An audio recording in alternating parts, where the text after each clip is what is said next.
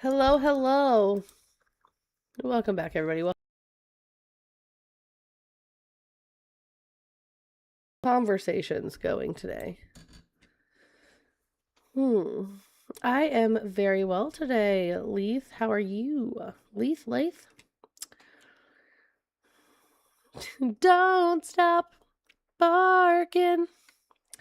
I hate that Midwest. That's going to be in my head forever now. All right, guys, let's get everything set back up. We got to get the Google Voice number up and going.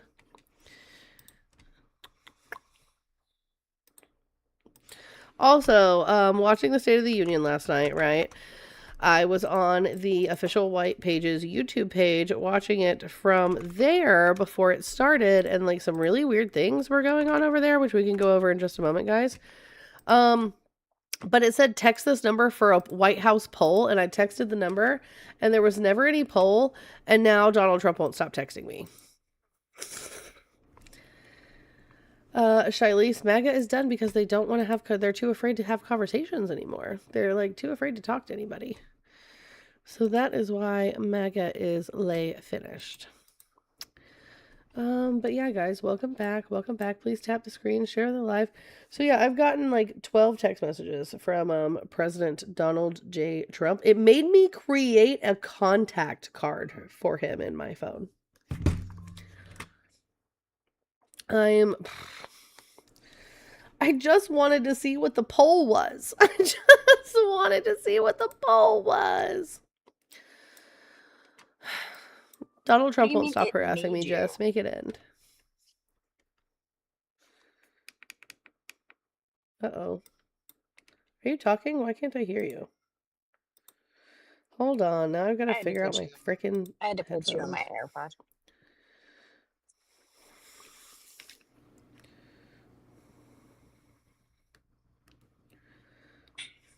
You got duped. Emma got duped.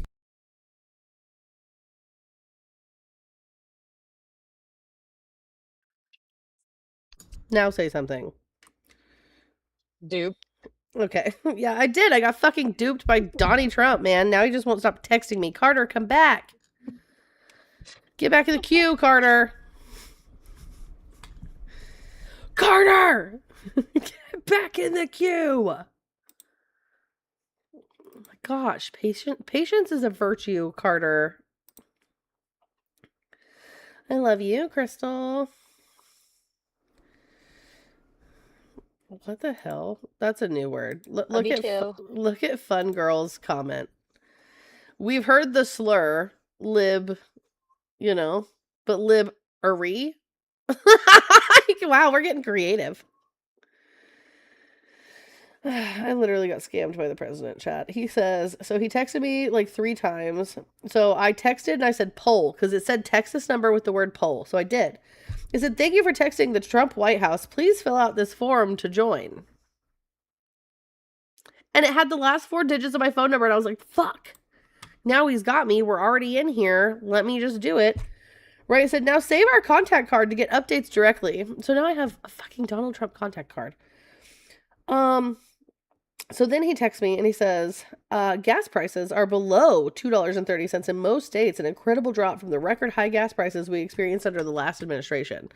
So let's just do a quick fact check on that, shall we? Shall we, guys? So here's what we're going to do. I'm going to put this here. We're going to go. Kier said I've been texting that number nonstop. That's crazy. All right, guys. So this is the AAA. This is what all the Trumps, all the good, smart Trump supporters seem to use.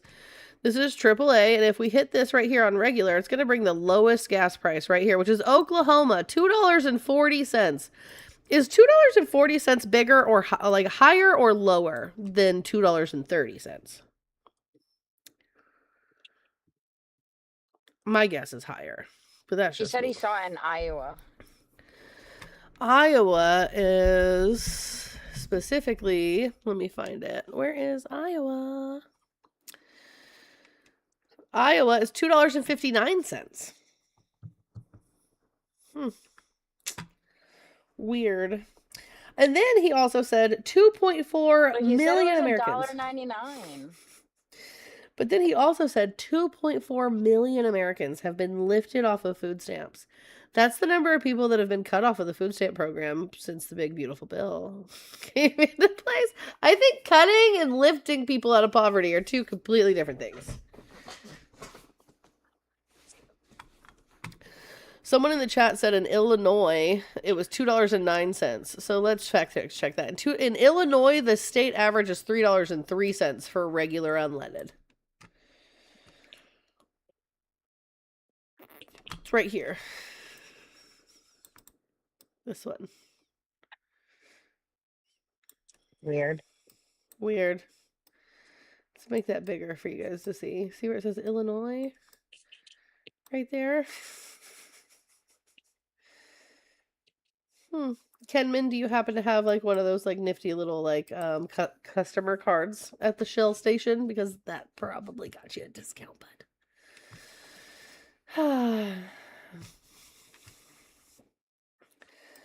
Democrats are finished. Refuse to stand up for the American citizens. Come on up, Trailblazer. Let's talk about it. Okay, I'm gonna go. I love you so much. Love your face. Mind your fucking Bye. business. Love your face. Bye. Bye. No, I dove up, swiped my debit card, and filled up for $2.09. Yo, Hey. Shalom Aleichem, how are you doing? Goy, are you a Trump supporter?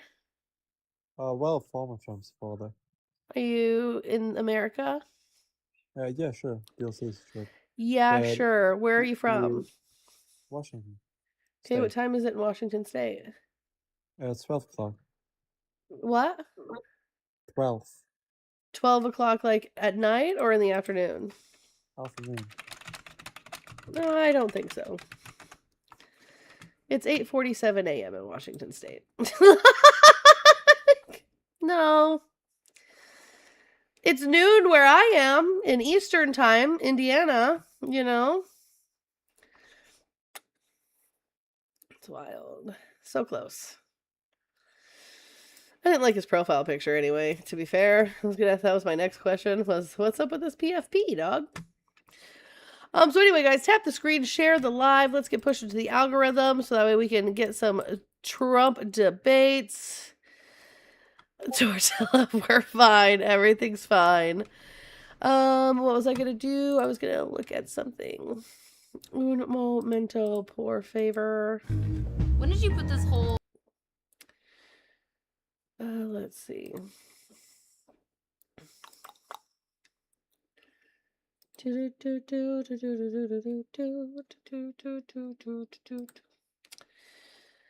Whew. All right, guys. East Coast time zone isn't real. It's 10:47 a.m. Oh my goodness. Luna. We don't like your profile as well, and yet you're always here, Christopher. Isn't that weird? You're like, I don't like you, but I'm here every day, Christopher Hewson. Having your government name, I'm never going to understand having your government name as your whole fucking profile name. I'm just never gonna understand it. Oh.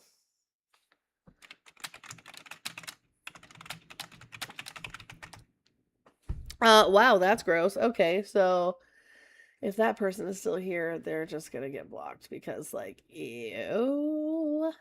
No, thank you. Thanks, but no thanks. There you are, too. Man, thanks for not leaving so much. I appreciate that. Have a great day.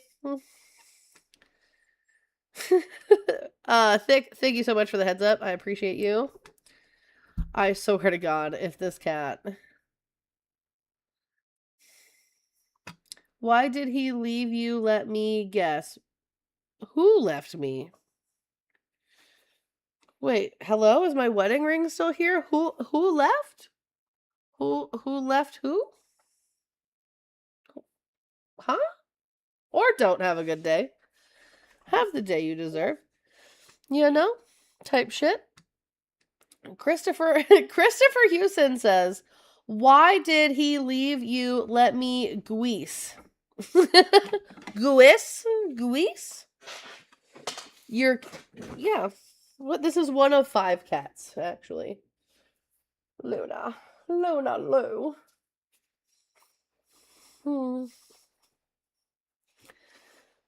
Yeah, this is one of 5 cats. I also have 2 dogs, 2 chickens, 3 jumping spiders. Do, do, do, do, do, do, do, do, do. Are you sweet baby? Are you sweet baby? Would you eat me if I died? I think you would. I think you'd wear me like a skin suit. Which is weird. Look at her though. Oh, sweet baby.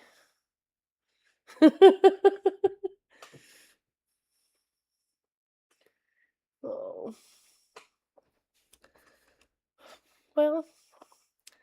Well, now that she's laying here, my arms are now busy.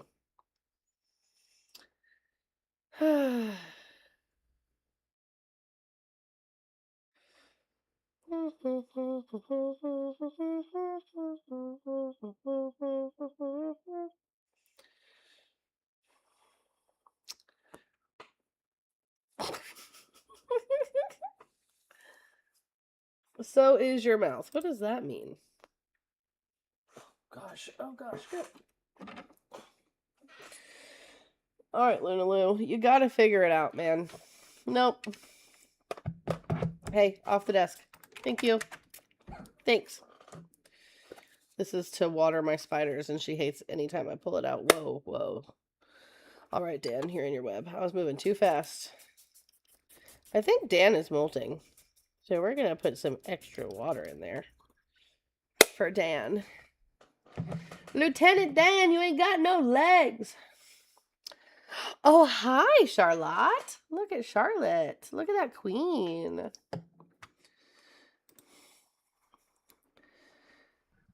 Hey, Goon. Look at my spider. Isn't she beautiful? Goon? Goon, are you with us? Yeah. Look at my spider. Isn't she pretty? Yes, I'm here.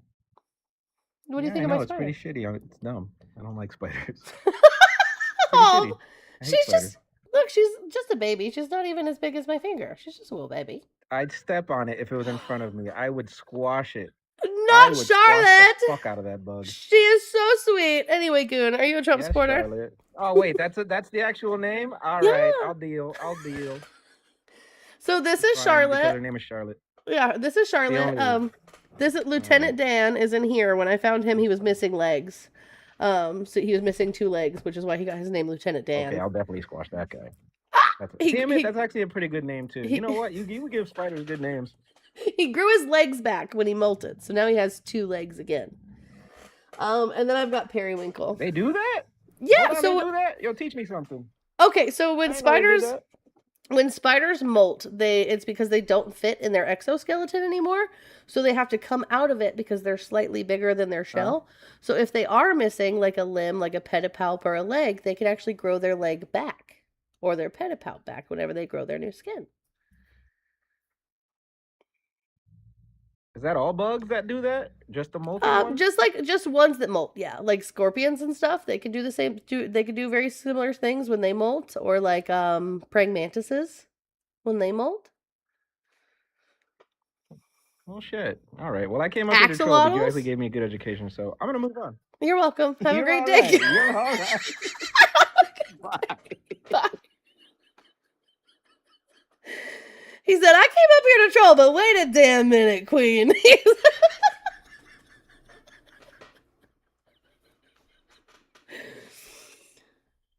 We got some W's in the chat for Goon.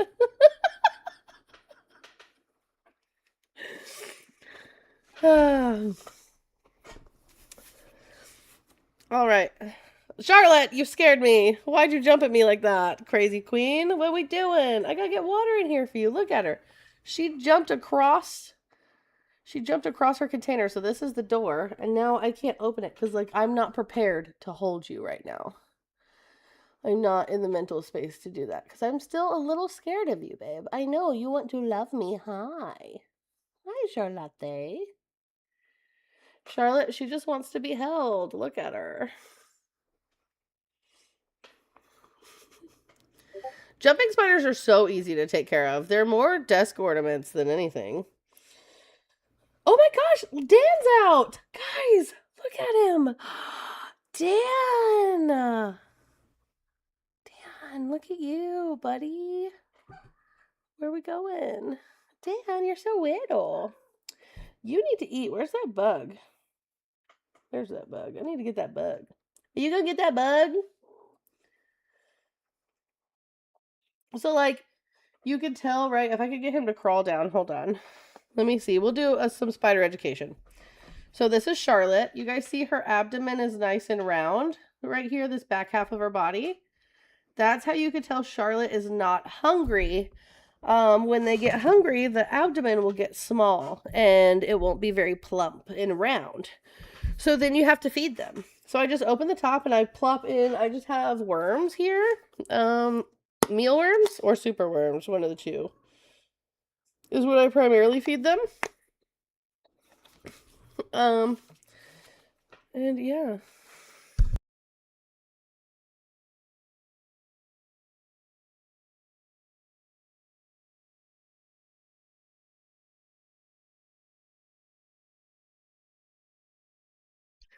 But yeah, so, and then you mist their enclosure with just a little spray bottle like this. That's how they drink water, and you also mist it whenever they are molting. Because like the humidity helps them get out of their old exoskeleton easier. And they don't bite, and so they do really like being held and stuff. Hi, Dan, you sweet little thing. What we doing? And it's really funny if you catch them like making webs because it just looks like they're twerking their little butts. They're just like making a web. It's really cute. I will not hold the spiders. I'm still pretty scared of them. So I love them, but they're scary. I definitely have arachnophobia. Charlotte, you have really pretty pedipalps, though. They're green. So, Charlotte and Dan are my bold jumping spiders. And Periwinkle is my regal jumping spider. So, the bold jumping spiders are natural to Indiana. The regal I got from Texas. Hi, KOS.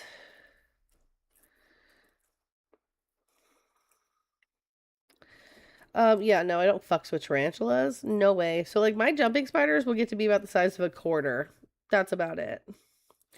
I am wonderful. How are you? Let's see. Okay. Luna, you're making me crazy. Zenon, I read lots of books, actually. So... guys, if you're a Trump supporter, please request up. If not, keep tippity tapping the screen, sharing the live, doing all of the good things. Let's hit these rose goals because it cycles us through the FYP. It gets more people in here to talk to us. If you're over on the tube of views, make sure to leave your like. Make sure to drop a comment. Share this out if you can with whoever you can share it with. And if you are a Trump supporter on the tube of views, feel free to call into the number on the screen. We can also communicate that way. We hit the daily goal today. W fucking community for hitting the daily goal. We are still fundraising to get to New York City. I have a daily goal every day that's going to get us there. But if you guys still feel like you want to donate, feel free to donate. Donations are appreciated, never required. Anything that is not spent on the trip to New York or that is raised above the goal will be donated to the Safe Passage Project. The Safe Passage Project is a project in New York that provides lawyers to refugee and migrant children who are being deported. Question, if you're an arachnophobic, then why have spiders, especially the kind that jump? So, Jamie, the same reason why I'm scared of birds and have chickens. I thought exposure therapy was going to work. And it hasn't. I think my jumping spiders are super duper cute, right? I know if they ever get to be too much, I could release Charlotte and Dan, and they could live their lives happily ever after because they're native to here. Periwinkle, I have to keep in her enclosure because she's not native to here. But they actually just live longer in captivity than they do in the wild. They live up to 3 years in captivity, and like, look at how cute these guys are. So hold on. Just for the record, chat.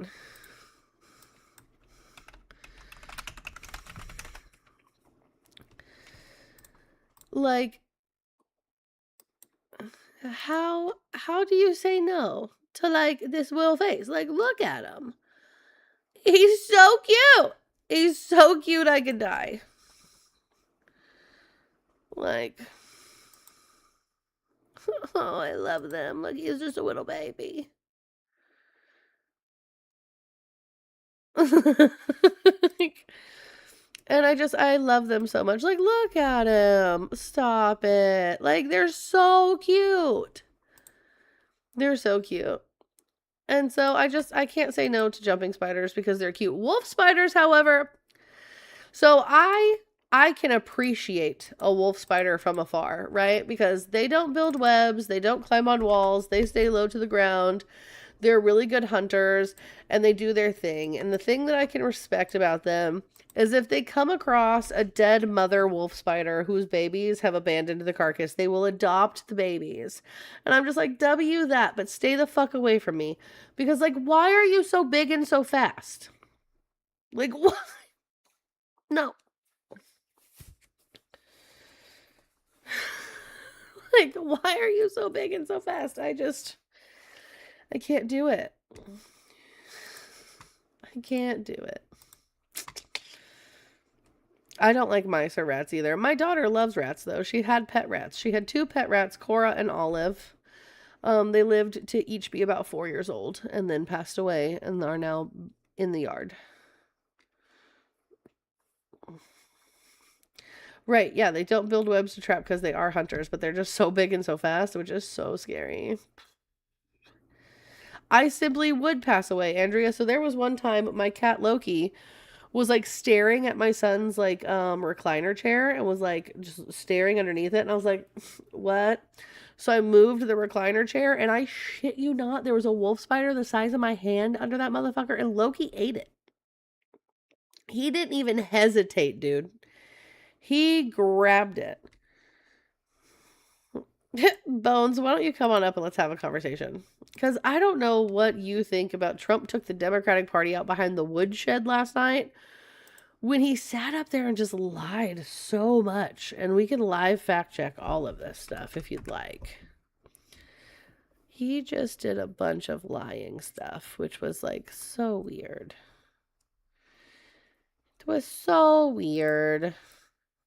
He sat up there. All right. I had to make sure everything looks okay over on the tube of views, and it does. So, sprickets are also in Indiana, and those things are scary as hell. What the fuck is a spricket? Hold on. Hold, please. Spricket? The cave spider things? I hate them. I hate those guys. They're so scary. Yeah, the spider crickets. Fuck those guys. Absolutely not. Oh, God. God, I just got cold chills. Ah! Yeah, the cave cricket guys. Fuck that. Fuck that. No. I used to have a basement that had those in it. It's so scary. Oh my God, Eden. Centipedes. So, Eden, have you ever heard of a video game called Ark Survival Evolved? By chance? Per chance? I don't have goats, Tommy. I want goats. I just don't have any yet. So, guys, put a 1 in the chat if you've heard about Ark Survival Evolved. Or if you've watched me play Ark Survival Ascended. Okay, so Ark Survival Evolved, for those who don't know in the chat, is a survival game. You wake up naked and afraid on a beach, and you've got to like build tools like an axe and a hatchet and like a pick and like a cabin and all these things. And you have to survive, right? And it's like you're on an island full of dinosaurs. Some great, some scary. There's centipedes, giant centipedes that are like way bigger than you are, and they're poisonous. I'm playing Ark Survival one day. My boyfriend's on the phone. I was dating this guy. He's on the phone. He's traveling for work. We're on FaceTime. We're playing Ark together. We're having a great time. And I come across this centipede, and I'm like, immediately, nope. And I run away because, like, I just wasn't prepared to fight a giant centipede. This thing was so, like, so terrifying. So I'm sitting there for dramatic effect. And I'm running. I am running for my life. And then an actual centipede crawls across my hand. From where? I don't know. I'm not gonna lie, chat. I peed my pants. I'm not even gonna lie. I peed. I was scared. Yeah. Not even gonna lie about it. It was so scary.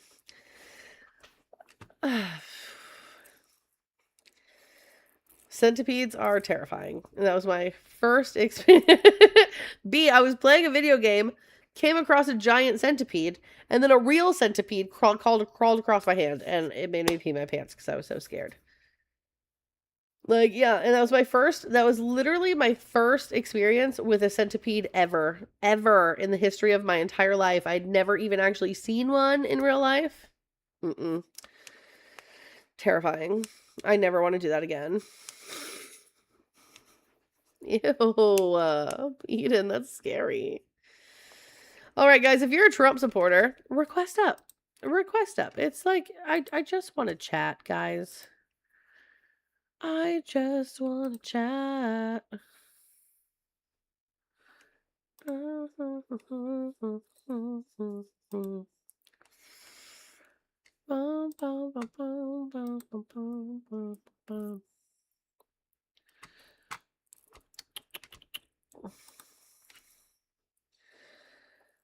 Do we need to go MAGA hunting?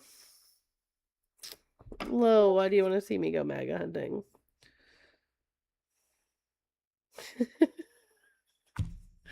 All right, Mike. Mike, thank you for the $1 hair for the lizard. Appreciate you. Mike said, "One lizard, please, to ease the assault on my ears from the State of the Union. Also, what's your favorite game? I started up another playthrough of Stardew Valley recently. Honestly, my favorite game ever is going to be Ark. I love Ark. I'm obsessed with Ark." Lo, you've never seen me MAGA hunt? Like, what do you mean? It's just like the debates here, except it's me like 8v1 with a bunch of Trump supporters. Let's see. Let's see if anybody's online. The MAGAs are dwindling. It's very, very hard to find them. Boop, boop, boop, boop. Let's see what we can find.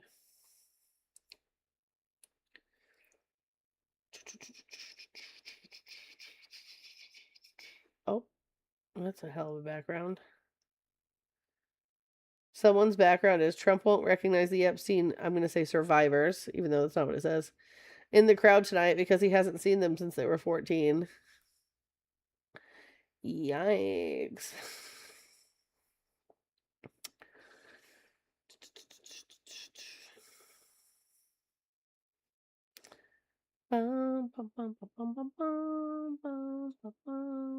The leftover background on Ancestry.com looking for a date is crazy. That's a crazy comment.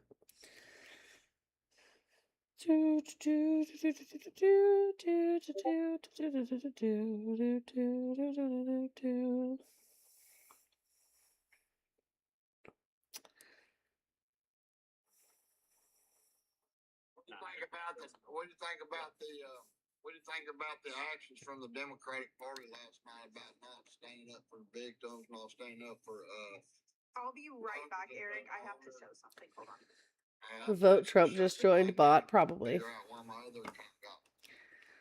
Probably. Guys, if you're a Trump supporter, request up. That they brought those people up there in order to be like political pawns for. They've been doing that. Last seven presidents have done the same thing. I ain't saying that they haven't. But like, why would anybody clap for a political pawn? I mean,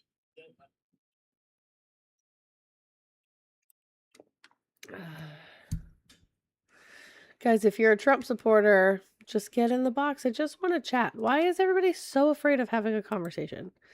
I just want to talk to you. Hi, Allie. I see you over on the Tube of Views. Dude, I love Etsy here. Don't even get me started.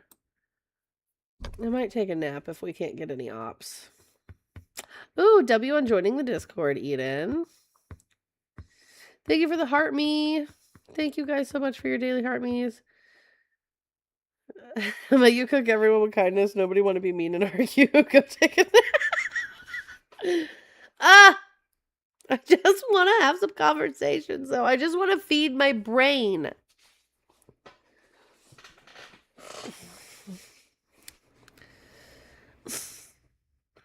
What a bummer.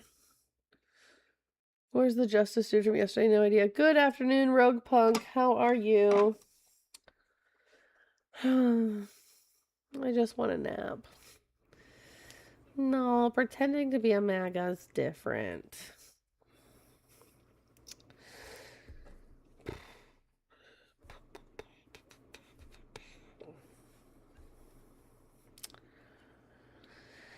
Oh, man. This is just such a bummer.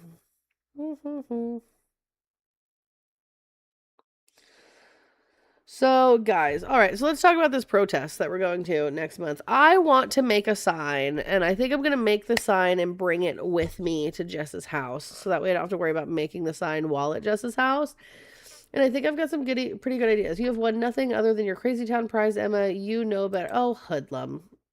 Hoodlum, what are we doing? Hoodlum, age for TikTok. 51. Thanks. You're like the only MAGA left on the app that will come have a conversation. You know that? No. There's others of us. Where? Who? Why won't they come out of their safe spaces and just have like a one-on-one conversation with people? I think that it's because there's no progress in the conversations. But what do you mean no progress? Like, so for example, let's talk about the State of the Union last night, right? Do you think gas prices are down to $2.30 a gallon? In a lot of places, yeah. Then why does the AAA fuel prices not even agree to that on a state average? Oklahoma being the lowest state average and it being $2.40 a gallon. So what's the discrepancy? 10 cents. Like, that's the discrepancy. 10 cents on a state average. So it's like, why is Donald Trump just not correct in the things? Like, if he wants to brag about these things, right? Why is he just not correct in the things he wants to brag about? Because $2.40 is still all right. I ain't mad at it. But to say that it's $2.30 on a national average and lower in some places. Remember, he said it was $1.99 in some places. Where, Hoodlum? In Texas. In Texas? So here, let's look at Texas. The state average for Texas is $2.60. Sure, but I think that are you really going to look at the average? Yes. Like, yes, I am. okay, That's the data that we have, right? The state average is what we have. So like, for example, maybe like a really small rural town in Texas has gas at like $1.99, but Houston sure doesn't. Dallas sure doesn't. Austin sure doesn't. Let me just ask you the question. And I think this is what any rational person would say. Like, is it better to make the point that he was 10 cents off, or the overarching point, which is that gas prices are drastically lower? Because if you say look at the gas prices from 2023, they would probably be in the 347 range. But they weren't. So you're thinking 2022 is where they peaked, right? Like $4 or $5 is where gas prices peaked. But Hoodlum, I know you're smarter than this. Why were gas prices that high under Joe Biden? Because I know you and I specifically have had this conversation. Yeah, this is probably where we're going to insert the OPEC deal Donald Trump made coming out of the pandemic when we were still under the Not deal. coming out of the Supply pandemic. of So the hold on. demand. Time out, time out, time out. Is When that did correct? Donald Trump... Did No, I hold call on. you out? Not Yeah. coming out of the pandemic. When did Donald Trump sign that deal? I believe it was 2020. Right. When did COVID, according to the CDC and the World Health Organization, officially end? Late 23.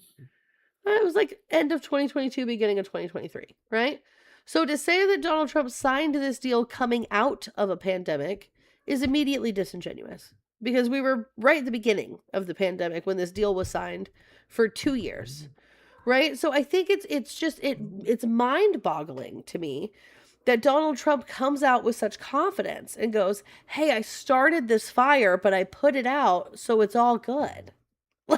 Well, no. Let me just say this: there's not just one singular factor on why the gas prices were high. You also realize that Joe Biden, during the first 2 years of his administration, actively prevented any new exploration, any new land leases, any new drilling for putting more oil onto the market, and only when gas prices got to a certain level did he have to move on that policy and be then like the let's pump oil out of the ground commander in chief, right? So what is this then? In fall of 2021, the Biden administration proposed to offer 7 lease sales of more than 740,000 acres of federal public land to oil and gas companies in early 2022. Yeah, that would be the beginning of, the downhill of the 4-year term. Absolutely. And that was only after, they were getting a lot of pressure from the American people because of the gas prices and, selling our strategic oil reserve as, a way to combat, some of the prices like out here in California where I'm at. Mhm. I went down to LA to pick up some equipment, and it was very common to see $7+ a gallon, with the additional taxes that we have here. So yeah, in other parts of the country it was $4 or $5, but out here in California it was like 7, which is ridiculously crazy. So how did we successfully drill the most oil in U.S. history under Joe Biden if he stopped all exploration and production, according to you? Yeah, so the same way that Donald Trump did back in 2015, both Republican and Democrats made a compromise for some environmental legislation to get through, that they were going to release the ban on exporting oil. So we might be producing more oil, but it's not being used for the domestic market. Most of that excessive production is going to exports. Well, but that's because we produce what type of oil? It's like a sweet crude, more of like a liquidy. And it's harder to... No. Yes, it's just yes. So So the type of Well, oil you that asked we me- produce in okay, this country is you asked harder me a to question. refine. But you asked me a question and then you won't let me answer.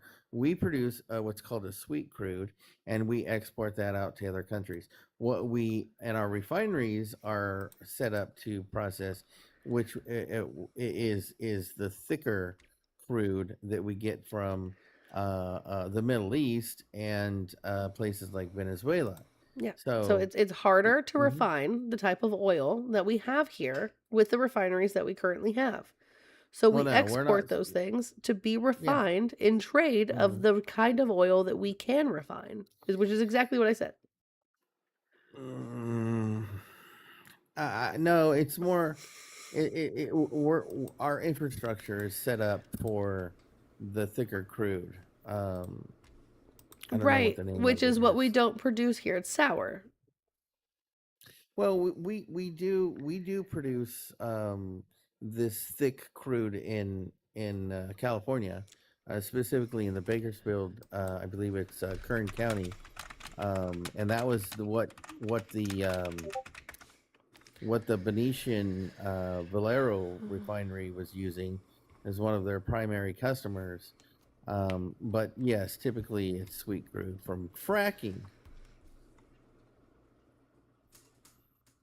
But again, I think that there's much more going on in the economy just than to focus in on a 10-cent discrepancy. So look, we're We only have focusing in on this, right? Because I'm trying to show uh, you how Donald Trump mhm. comes and he starts these little fires everywhere and then he puts them out and he wants praise for that, right? So like who Mhm. sold the most refineries in our country under their presidency? It's not necessarily selling. It's Do we allowing own them anymore? Yes or no? Hoodlum, do we own them? a Saudi Arabia based Do company. we own them anymore, Hoodlum? See, this What is why, this is why it's hard to talk to you because you're disingenuous in your answers. It's not really selling, No, but I'm not going to say that we don't own no. them anymore, even though we don't own them Let's anymore. okay. Let's look at the basis of your question. When you say Do we own the we, refineries? Does America own the refineries? Do people well, in no, America, companies in America, do they own the refineries anymore? yes. Show me. So we have Valero. It's an American company. Phillips 66 is an American company. We have How many of them were sold American-owned under Donald Trump? refineries. Did We Donald have Trump American. sell? Did Donald Trump Okay, sell so the largest see U.S. here, oil refinery to Saudi Arabia? Hoodlum, just Emma, be genuine in your answer. Did he do Emma, it? Yes or no? Emma. Did he do it? Did he do it? This is why nobody wants to talk to you. That's There's crazy, no Hoodlum. reason. No. There's no reason for you to get upset. Like, I'm not if you upset. ask I'm me just a I'm question, asking you to and answer I'm the at- question genuinely. Yeah. Did Donald Trump sell the biggest oil refinery in America to Saudi Arabia? To a Saudi Arabia company, yes.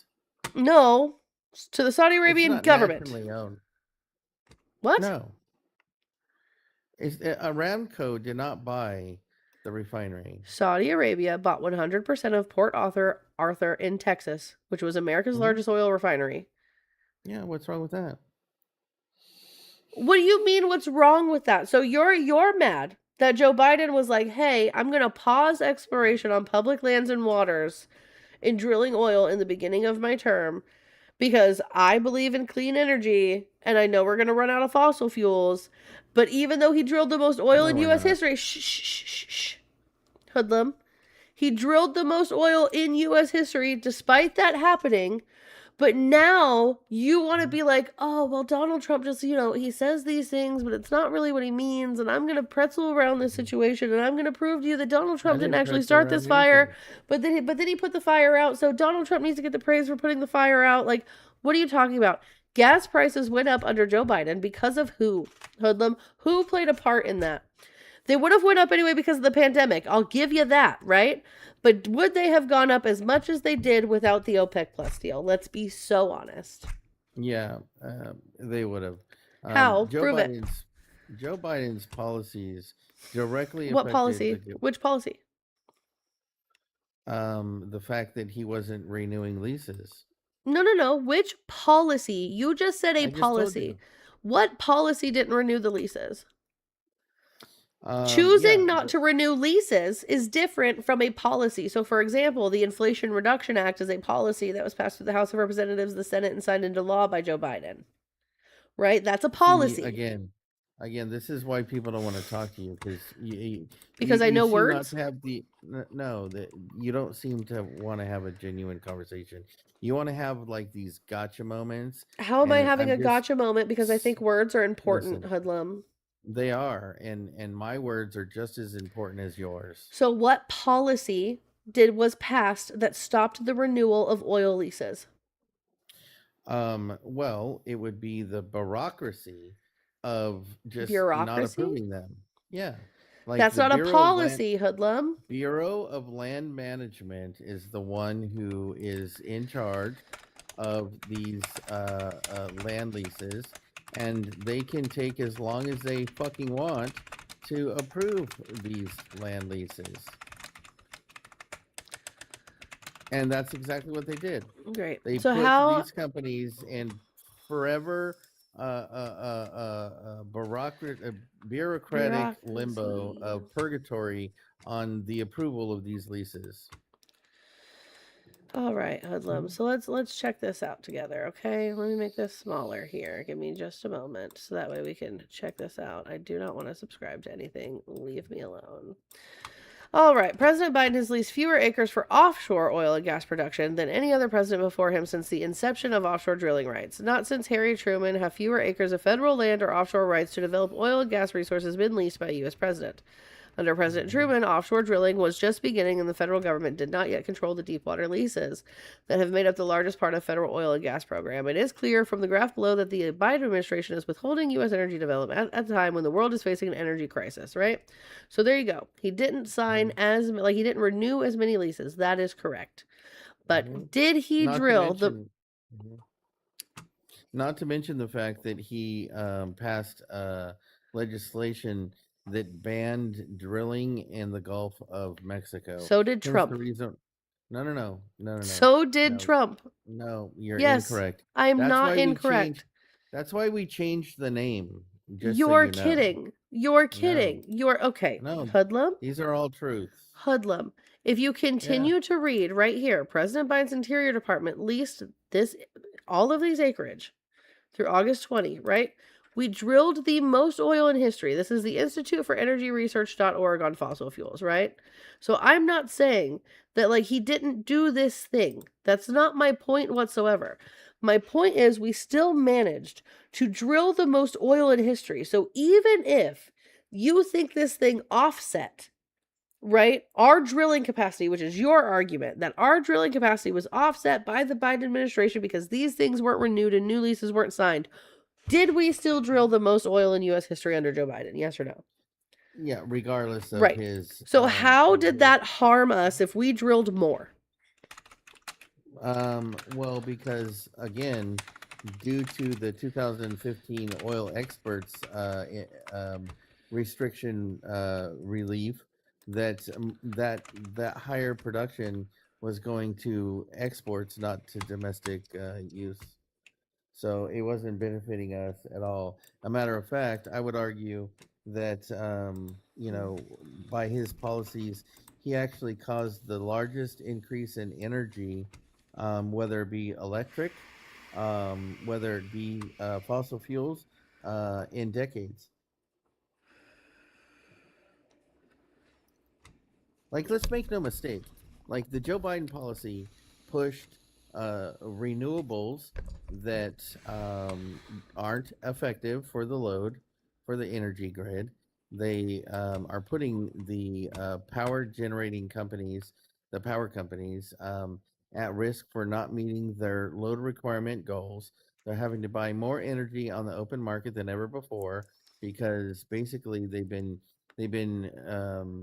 adding capacity at the advertised production rate versus the actual production rate. When you look at these solar panels, they're not producing what they say they're producing, which is the shortfall, which makes energy more expensive. All of these Green New Deals or these renewables, they don't produce as advertised, right? And yet energy is more expensive under Donald Trump for some reason. Isn't that No. The federal government artificially incentivized the power companies to install renewables that do not produce the energy that they advertise. So now all utility companies in America are behind production requirements because the renewables have not fulfilled on their capacity claims. Did the Green New Deal pass? Yes, it was called it was called the Inflation Reduction Act. So, okay, so the Inflation Reduction Act had some clean energy involved in it, but was not the Green New Deal. The Green New Deal is its own specific policy. You've already agreed that words are important, Hoodlum. So the Yeah, fact you that you're guys trying, packaged the it. fact that you're trying to manipulate people into thinking the Green New Deal passed into law is wild behavior. So Hoodlum, can you tell me the date on this right here? What does this say? September. Hold on, let me put my glasses on, because I'm 51 now. September 26th of 2020.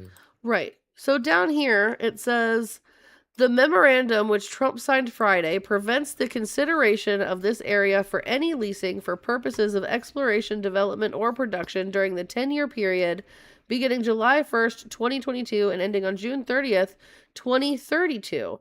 So this was for the coasts of North Carolina, Virginia, and the Gulf of Mexico, which sounds very similar to the ban Joe Biden made, right? I would have to look at it. Yeah. Yeah. But I thought Donald Trump didn't say. I thought Donald Trump didn't put a ban on exploration there. And that's why we had to rename it, was because Joe Biden did. So we had to rename it the Gulf of America so we could dwell there. Yes, that's what I said. That was my Huh. claim. You are That's correct. interesting. Uh-huh. It's interesting how Donald Trump did it first in 2020. Uh-huh. It's almost like I'm correct and Donald Trump starts these little fires everywhere, forgets that he has $1 billion in the basement, calls the fire department and goes, "Are you going to thank me for putting the fire out?" What? That's what he does, right? Just like the whole TikTok ban. So the TikTok ban originated in 2020. There was like this big bill package of like multiple bills that were like passed through of like foreign aid and a couple of other things, defense, things like that. And the TikTok ban was like snuck in there and it was signed into law in 2020. And then Donald Trump comes back into office and he suddenly stops the TikTok ban. So it's like Donald Trump came to your house, set it on fire, forgot he had $1 billion in the basement, was like, "Oh no, my $1 billion," called the fire department, put the fire out, and wanted you to say thanks. So I'm not going to thank you for setting my house on fire. Does the president of the United States vote in the Congress? No. Okay. So what again? Can the what's president your of the United point? States veto the things that come across his desk? Yeah, he sure can. Weird. It's almost as if he may not have a vote in Congress, but he has a say. I guess you could look at it like that. Well, I mean, what else would the veto power be, right? Yeah, well, yeah, I guess you're right. I mean, look, Emma, am I going to tell you that any one person is perfect? Absolutely not. But I'm going to tell you that there's some hard no-goes when it comes to like the far left progressive movement that I just can't sign up for ever. Like what, though? Like what? Well, I'm pro-life with a singular great. exception. Great. Let's stop there. You're pro-life. So we want to end all abortions, right, Hoodlum? Except for, obviously, the life of the mother. Yes. I'm assuming that's your one exception. Right? It is. Okay. So we want to end all abortions that aren't, like, saving the life of the mother, right? Mm-hmm. So there are two groups of people in this scenario in which can both fall pregnant or make the other person pregnant, okay? One group of people uses contraceptives and birth control 80% of the time to prevent a pregnancy from even happening, so that way this conversation doesn't have to happen. The other group of people uses contraceptives or birth control 30% of the time to prevent a pregnancy from happening and even having to have this conversation. If we were to write legislation that is going in this scenario to end all abortions, like other than the life of the mother, because obviously you don't know till you're in that situation once you're pregnant, right? If we're going to write that legislation, should we do it against the 80% or the 30%? I would argue that No. I don't want you to argue. We'll argue here in a minute. I want you to just answer the question: 80% or 30%. What, can you restate the question real quick? Right. So there are two groups of people, men and women. I'm not going to tell you which one. One group gets people pregnant. The other group has babies, right? Men and women.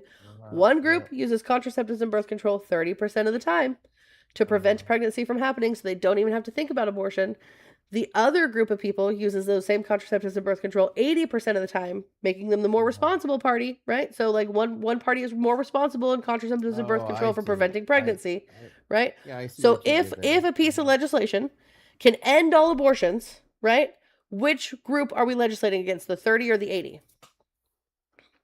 I would argue that I don't want you to both- argue yet. I don't want you to argue yet. We Oh. can do that in a minute. I want you to just tell me genuinely a one singular piece of legislation on either end can end all abortions. Are we doing it against the 30% or the 80%? We're doing it with the person that can ultimately decide whether it's going to happen or not, which is the woman. They never want to answer this question. So 30% of men, Because the way that you're 30%, hold setting up on, the no, question is very it's not, no, by it's the way. not. 30% It of is. men have admitted to using birth control and contraceptives every single time they have sex to prevent pregnancy from happening, because only 30% of men are responsible enough to not ejaculate all over the place irresponsibly. If we mandate vasectomies for all men when they hit puberty, that's an in and out procedure, completely reversible, right? Unwanted pregnancy no longer happens, because I can get pregnant one time, maybe 1.5 times a year. You can get 1,000 women pregnant a year, Hoodlum. 1,000 women, 1,000 babies a year. But you want to legislate against me for what? I would argue that it's a real easy way to fix this problem. You just don't have sex until you're married. Even then, what if they don't want kids? Then I would argue that you married the wrong woman. No, what if both of them don't want children? They should just Mm. never have sex, but they're married? Well, no, see, now you're just moving the goalposts. No, I'm not. There are people like this who exist. There are married couples who never want children. Hoodlum, should they just never have sex? Well, I would argue that feral cats should never have sex, correct? Are we allowed to spay feral cats? If you can catch them. Like, this is such a disingenuous argument, because if I put out a fucking cage in my yard with some food, I can absolutely take that feral cat against its will and have its balls cut off. Can I do that Well- with men? No. No, probably not. probably not. Right.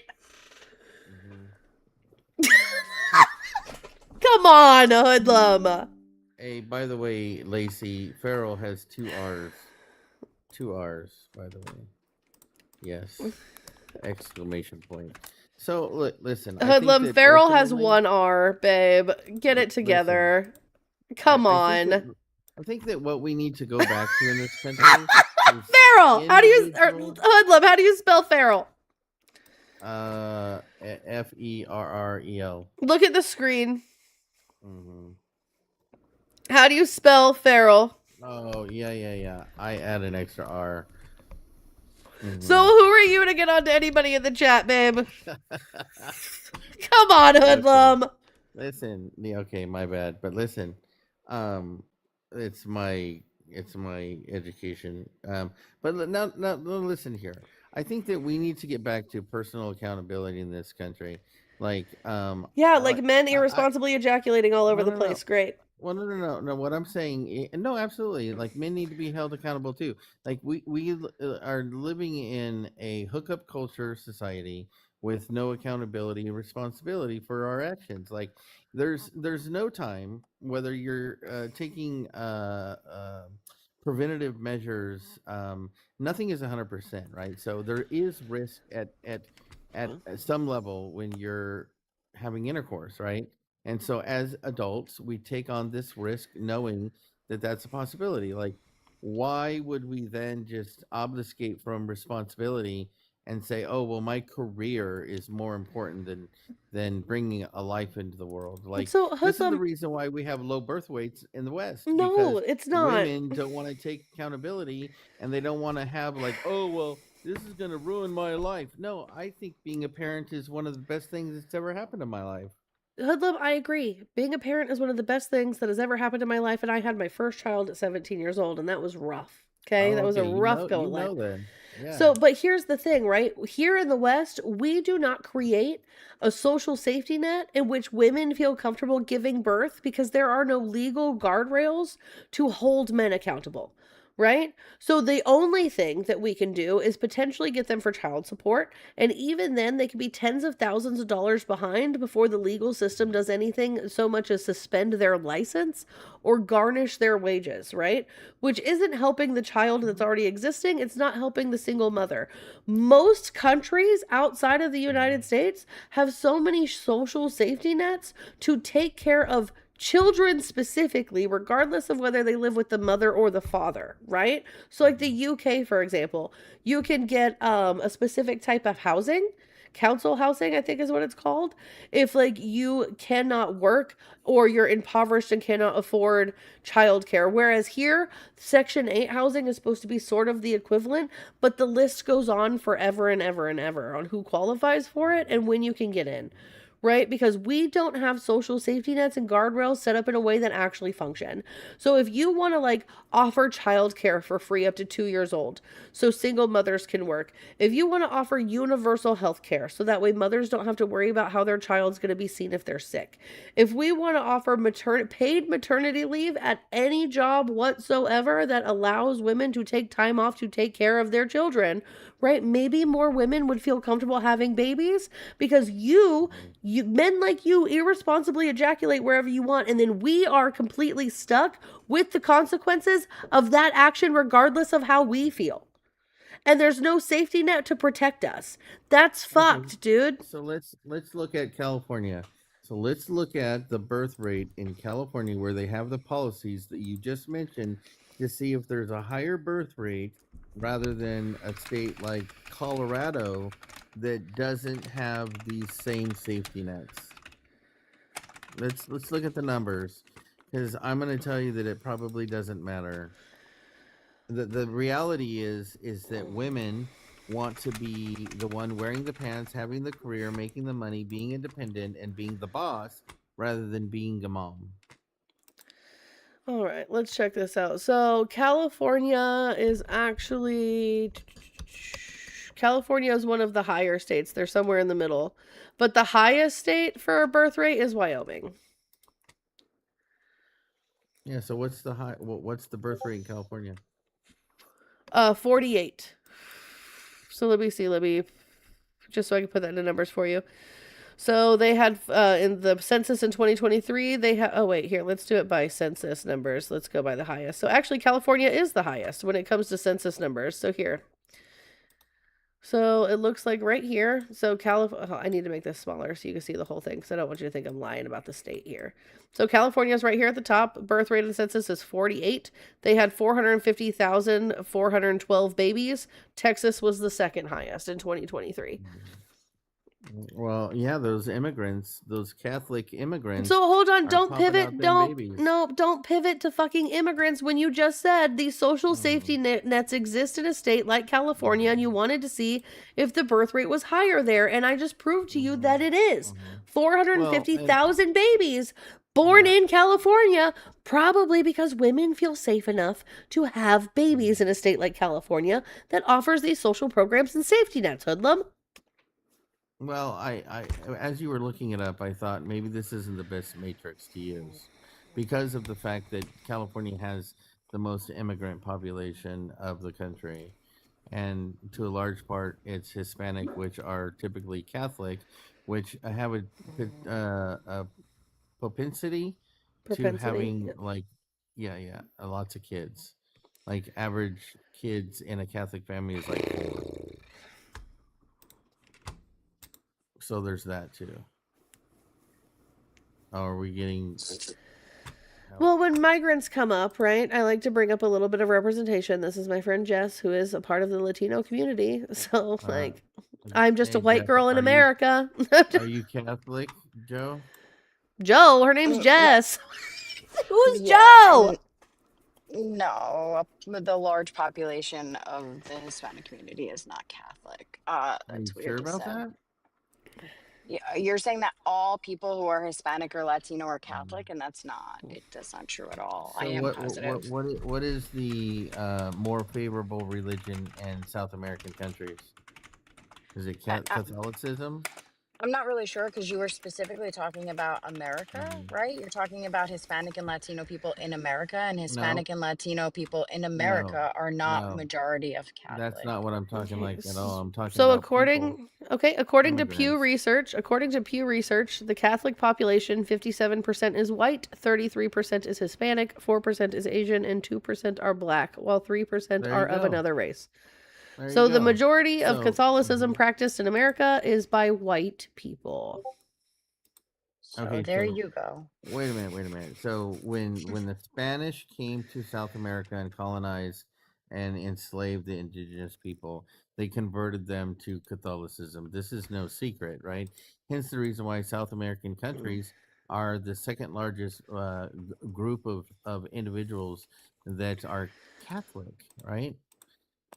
You Okay, said but the largest, right? Mhm. So you were wrong. Yes. What's your point though, Hoodlum? My point is that immigrants come to this country with a Catholic perspective, which is that they cannot use contraceptives, and this is the reason why typically Well, they have like more children, like wait, 4.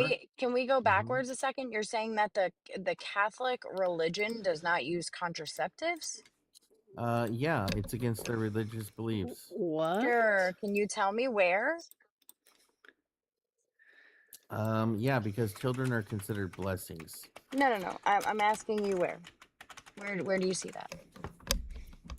Where'd you Um, read that? well, my family's Catholic, so I would know that. Okay, where? Where does it say that? Where does it say that in the Bible? Where does it say that? Well, it's taught in church. Hmm. But you understand that every church, even no matter what denomination, every pastor and every person who preaches at church says something different, right? Well, it's weird because like I come from a Catholic family. I'm personally not Catholic, but all my family is, and It's this has been anecdotal, though. no, Hoodlum. That's no. anecdotal. I'm telling you that like all of my relatives have like 4 or 5 kids, Right. right? Okay. So, My sister, she's Catholic. She's got 3 kids. So again, like didn't you just blame a lot of they've kids on never the used Hispanic birth community? Are you control. Yeah. white? Are you white, Hoodlum? So you No, just said that your entire family just makes babies, but yet you're blaming that on the So Hispanic and Latino community? no, I'm olive complected. I'm an islander. I come from the Azores Islands for the in record the though, middle of the Atlantic Ocean. but Hoodlum, you're being You a may little have heard of them. disingenuous. You're being a little No, not disingenuous at when it all. comes to Catholicism. Yes, you are, because my ex, who is Hispanic, did practice Catholicism, right? So they do teach in the church that contraceptive, like birth control and condoms, is morally wrong because it stops like the natural cycle of like having babies. But what do they teach you to use? Abstinence. Nope, natural family planning, where you track your menstruation and your ovulation to avoid potential pregnancy. Well, yeah, that's called a personal It's called accountability. natural. It's First, called natural family planning. That's what yeah, it's called. And perfect. and Catholicism I love teaches it. that. They teach that. Yeah. They don't teach Yeah. abstinence. What are you talking about? You're telling me Well, that they teach married couples to be abstinent? No. I'm Because saying because before that's you're what we're married, talking it's about. But that's what we're. So hold Yeah, on. yeah, This is yeah. where you're trying to manipulate the narrative again, Hoodlum. You're trying to Oh, manipulate the narrative, because Jess was specifically asking you Well, no, about married couples within the church. I appreciate you bringing that information. And yes, I do believe that's what they teach to married couples. Yeah. I think that's accountability, right? Why do you keep trying to manipulate these things to like fit your narrative, Hoodlum? It's weird. Because like, so the church teaches you that morally it's wrong, but they don't say that like you're going to go to hell if you use these things, right?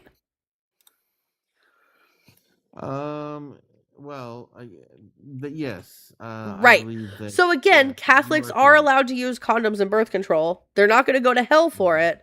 The church just says, hey, morally, this is really kind of like an area we think you shouldn't like go into. Here's a different method you can use.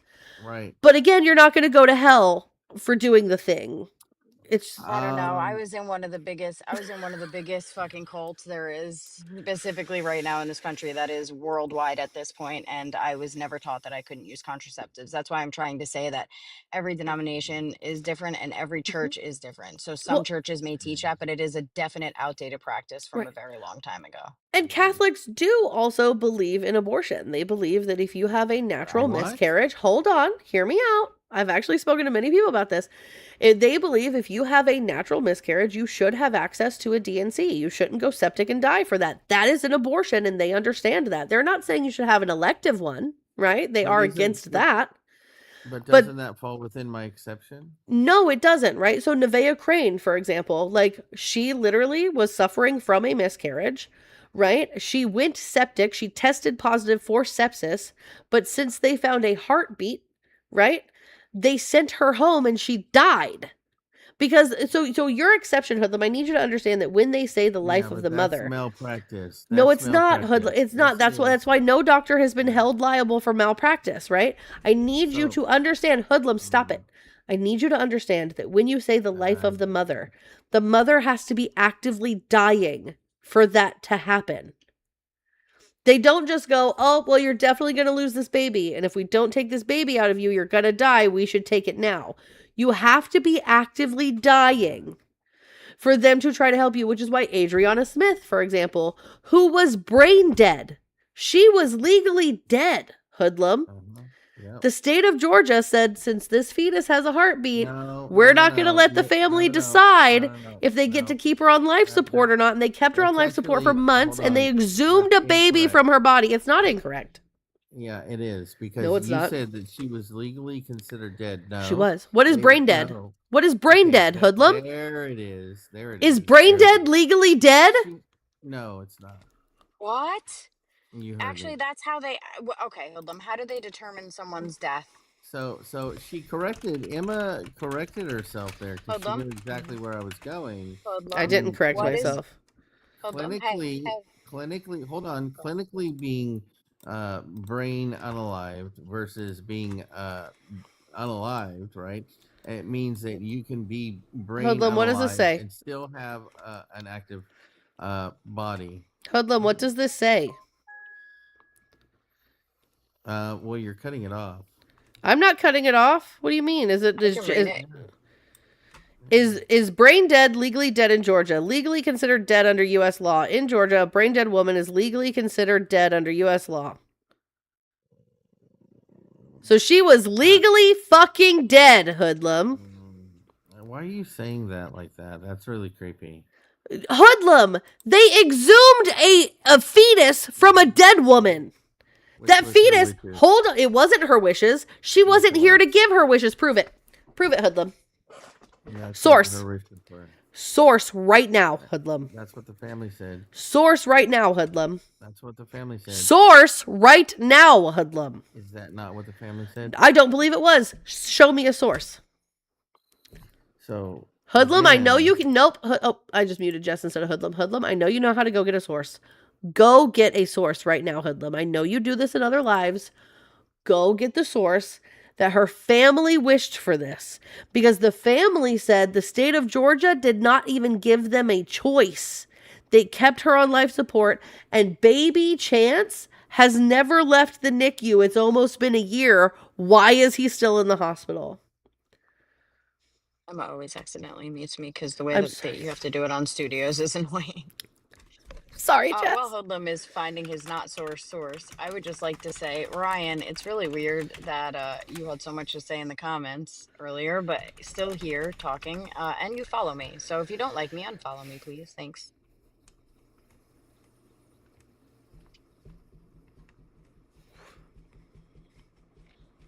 It's not just in Georgia that when you're declared brain dead, you're legally dead. I'm It's pretty sure United that's- States law, yeah. Yes. It's the weirdest thing. Hi, Vicky. Also, Hoodlum, didn't you admit that you have a sexual assault allegation against you? Okay, so here's the thing, right? You guys play these silly games on an app called Discord, and you guys play this telephone, and like by the time it gets to you, it's like so convoluted that Okay, I'm it's not asking. Can even you clo- explain it? do you have an active sexual No, assault allegation against you?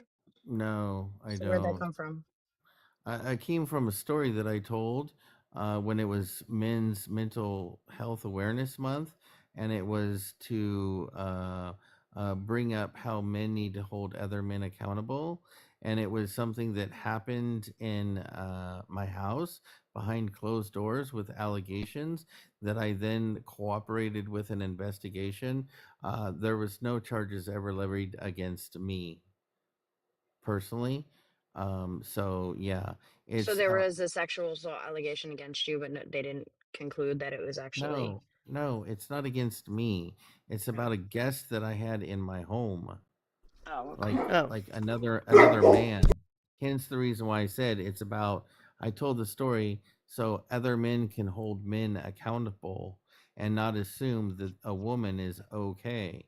So again, no allegations personally against me, right? It was against somebody else that asked to stay in a room in my house. And yeah, I told the story so other men could learn from my situation that I was put in, that maybe I didn't make the right decision for the woman. And all I'm saying is we can do better. I could have done better, right? Looking back at the situation. But this is how fucked up this app is. Nope, Excuse my language. that's why I asked. That's why Yeah. I asked. And I gave you Emma and I both just gave you an opportunity to explain, did we not? Yeah, Yeah, absolutely. but I mean, Okay. and I appreciate that, just because So there's a don't lot of pivot people off. on, but a lot of people on this app, like what happened yesterday, they'll say exactly what you did. They'll silence me. They won't allow me to speak for myself. They'll speak to all the rumors, and then I got booted and banned Well, I because mean, of some hold on. rumor, which is total bullshit, by the way. Well, whatever. It's an app, and I mean, besides that, you're pretty disingenuous, and you say a lot of wrong things anyway, so it's not really too far off. So Well, I would argue that the Democrats do the same thing, but I mean, I'm not going around the app saying that to people. Like Emma, for example, like I don't agree with her, but I would never say that about her.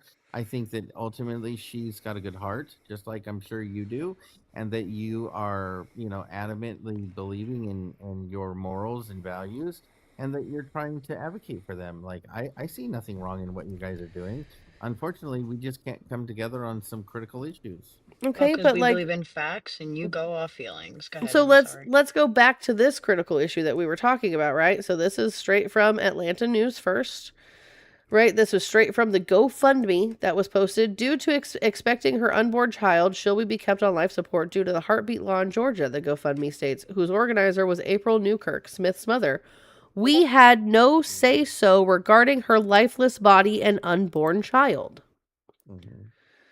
So again, you're making claims that you can't prove because the state of Georgia used the most egregious form of government overreach I have ever seen and kept a woman on life support, exhumed a fetus from her dead body. That baby has been in NICU for almost a year at this point, has never gone home, and who's responsible for all of those medical bills, Hoodlum? I would argue that probably it's going to be the people of Georgia.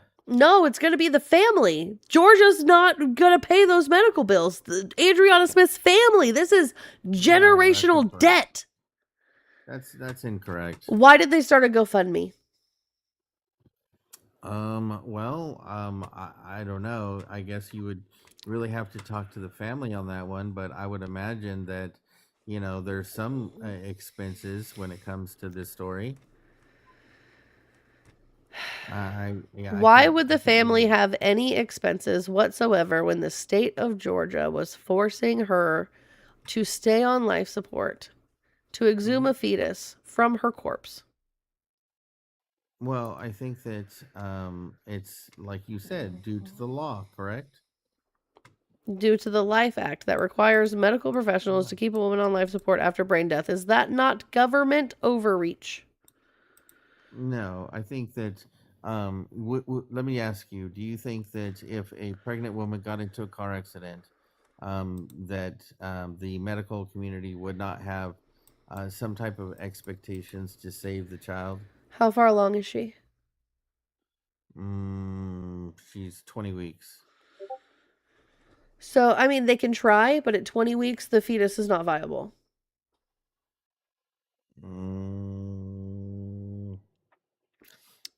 Again, like I don't know, like have you been around preemies? How a lot? far?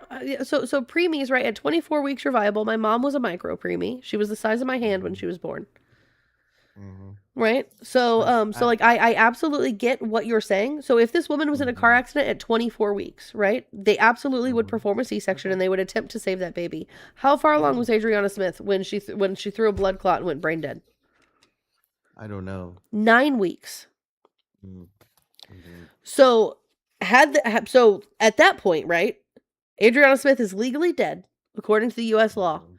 So they should have just moved on with her funeral, and unfortunately the fetus would unalive with Adriana Smith because there's no viable fetus at 9 weeks, right? Right? Well, I think that if this story and I'm not trying It's to not if. So like Hoodlum, I may be no able to no no. hold on, time out. I may be able to compromise with you on like your 20-week thing, right? So if a Mhm. woman in Georgia is 20 weeks pregnant, she very obviously wants that baby, right? Maybe the Life Act then goes into effect and they keep her on life support for 4 weeks, right? That baby's probably going to be healthy enough to go home within a couple of weeks, right? But we're talking about artificially growing a fetus in a dead body for 6 months. Yeah, I mean it does talk about brings up a lot of moral concerns for sure. It's government overreach. So for the party that's like smaller government, smaller government, smaller government, like for example, Hoodlum, you and I are married. Okay, we're married, we're in the state of Georgia. We planned a baby. We're excited about this baby. I'm 4 weeks pregnant, 5 weeks pregnant. I die. I'm legally dead. And you're like, you know what? I can't afford to keep her on life support this long. I can't afford to do all of these things. Like, this is unfortunate. I'm sad. My wife and my child have died. I want to bury them. But then the state tells you, no, no, no, you don't get to do that. Would that be government overreach? Well, first of all, like going with your premise, like that would never be my position ever. I'm just saying, Hoodlum, you know, right, that you're my husband. We've talked about it. I don't want to be on machines. Like, you know how I feel about this, right? I loved our child too. I wanted our baby, Hoodlum. I wanted it so bad. Were Okay? you nice to me? I was Were you super nice to me? you, Hoodlum. I was the best wife ever. I Uh-huh. cooked you 3 meals a day. You were the best Okay. husband in the world. I was the best wife ever. We're madly, deeply in love, and we wanted this Oh, baby. okay. Okay? Yeah. But you yeah. know that no matter what, I don't want to be on machines. That's not how I want to Yeah. go. I've explicitly told you this, right? Sure. But the state is stepping in and telling you that you have to keep me on machines because of the heartbeat of this fetus. Is that government overreach, yes or no? I would argue that this conversation would be a great time to advocate for people to have an end of life plan on paper and signed to notate somebody's intentions of I told you my emergency intentions. You're my situations husband. like this. You're my husband. You're my next I of kin. know. You're the one who gets to make And I it. love you, and you're my everything, right? And I told you what I wanted, Hoodlum. So what are you gonna do Yes. to advocate for me? I would probably look at that child as your legacy, and I would want to do everything. In So my you're gonna power. go against my wishes, Hoodlum? That's crazy. Yeah. That's crazy. I wasn't your I'm gonna- everything, babe. That sucks. gonna We're getting be- divorced, Hoodlum. I'm gonna betray you, but I will see you in heaven. Yeah, and then we can Hoodlum. discuss it then. Divorced. Well, I mean, I think that we're talking about very, very difficult, emotional, like once in a lifetime decisions, right? I wouldn't want to Like, be on life support for months, Hoodlum. I wouldn't want my body to be rotting in a bed. So let me It's tell gross. you about. Can I give you an experience that I had real quick? Sure.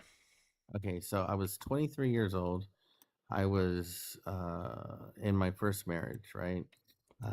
My wife at the time, she was 22. She was a year younger than me. We got pregnant, right? And I was so excited. We went to our first ultrasound, and we were asked to go into the doctor's office for a consultation after the ultrasound, right? And basically, what we found out was there were some irregularities in the ultrasound that made them believe that a viable life was questionable, and that maybe because after looking at her medical history, that she was on a particular type of contraceptive that is highly not recommended for people that are looking to get pregnant, right? Well, she didn't know that she was going to get pregnant. You supposedly couldn't get pregnant when you were on this particular contraceptive. And, but here we were pregnant. We had the first ultrasound. And so it was like, okay, we had this decision to make on whether, we were going to terminate the pregnancy because of these unforeseen issues with the viability of the baby, right? And so, like, in that situation, my wife and I were like devastated by the news, very emotional, like both crying, sobbing our eyes out. We left the appointment, we went and had dinner, very quiet. We were both kind of in our own thoughts about, what we had just experienced. And, I had to take a position. Like you're asking me to make a decision similar to the decision that I had with my first wife. And ultimately, I view that it's her body, right? And I said, hey, I'm going to support you on whatever decision you make. If you decide that you want to, continue on with pregnancy, I'm going to support you. If you decide to terminate, I'm going to support you there too.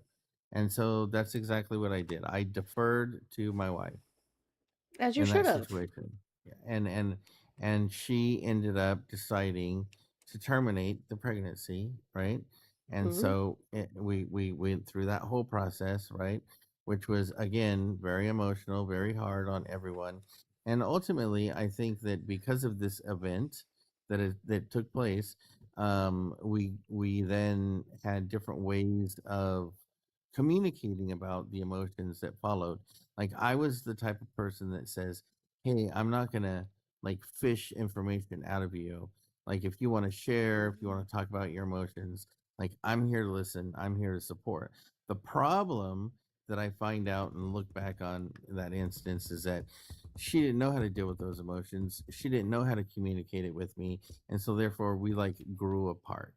Like Right, because that this happens. Well, one. because here's the thing, right? I think a lot of Mhm. men view abortion as a way of women like obfuscating from their responsibility and like they're not taking accountability for their actions. Like this is not an easy choice to be made. No. Right? So like I had my first child at 17.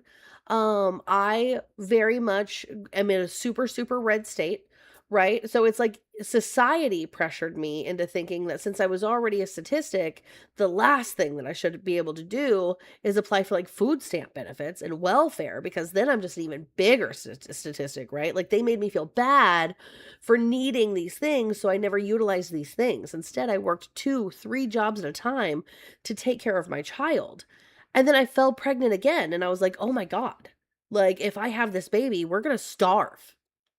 So I had an abortion because I felt like I had no choice because of the pressures of society, but then society tells me I'm a murderer for having an abortion, but they also don't want me to eat. Mhm. And it's like we're Well, not creating a safe enough space for Mhm. women to feel like they can make it. Like I genuinely was so scared, Hoodlum. I felt like if I had a second child in that moment, that I was going to starve my 3-year-old, who I Mhm. already had, who was already existing. Which, Right? by So the that's not way, fair to me.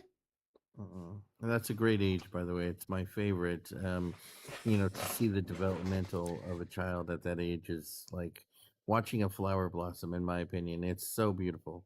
No, I agree, Um, right? Like I love my 2 yeah. kids. Now I have a 17-year-old. She's about to be 17 this March, and I have another child who is 4 and like he's brilliant and my husband and I are planning for hopefully a third by the end of this year.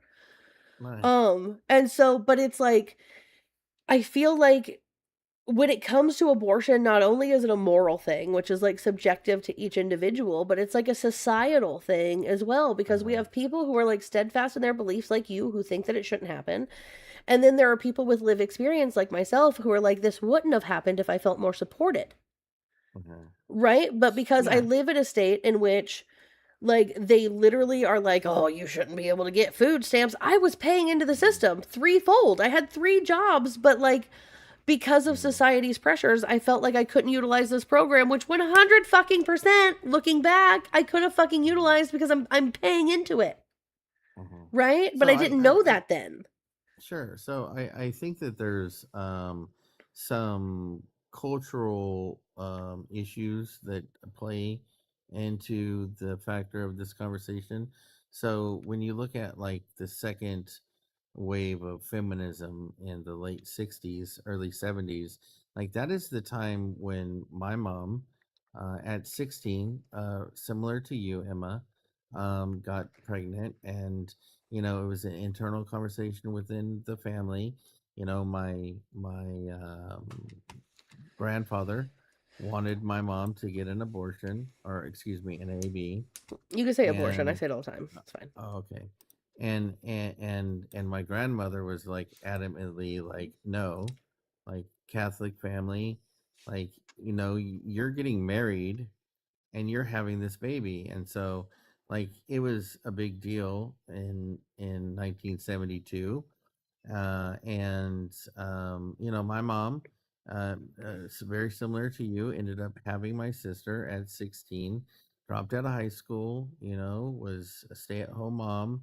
My dad went to work. He was a little bit older. He was 2 years older, so he actually graduated high school. And my mom struggled with her education, going back to school, getting her GED. And then I came in when she was 19. I was planned. I know that's a disappointment to some people in this chat, but yes, I was planned. My sister was a mistake, right? But ultimately, I think that when we have this feminine movement who says that I am I can exist, I can work, I can do all these said things the same as a man, and then we have like this new technology of medicine with the pill and birth control and liberation, right, of responsibility of having SMEC, right? Then you have this cultural shift in the West. And My and brain mind is you, gonna explode. but it's only in the West that we Hold on. have this Hold on. perspective. In You're other saying, parts of the world, hold on. they I'll don't be right have back, this Jess. perspective. Hold Yeah, on. yeah, yeah, yeah. You're saying that feminism is bad because women are liberated, and because women are liberated, they want less children? No, Because that's I'm exactly what you just no, that's no, that no, but no, no. that's What what you I'm said. saying, no. What I'm saying is I'm acknowledging the external factors on what led us to this point, and what The I good would external factors, yeah because those what I things are good. what Women I being would liberated and having freedom and being able to make a choice and Sure. not forced into the patriarchal standards that women have abided by for decades and centuries. And I would very clearly say, even before this country was created, there were patriarchal structures, although matriarchal structures were always better off, and you guys just never cease to acknowledge that. But you're saying that women being liberated and being able to make a choice is causing lower birth rates. Okay, that's because we have a choice of whether we should be able to have children or not, because children are not always brought up, right? We know the statistics on child abuse, starvation, unintentional things like that because of poverty levels. We're not doing anything in this country to actually make women and incentivize them to want to have children. So a lot of women do choose not to have children.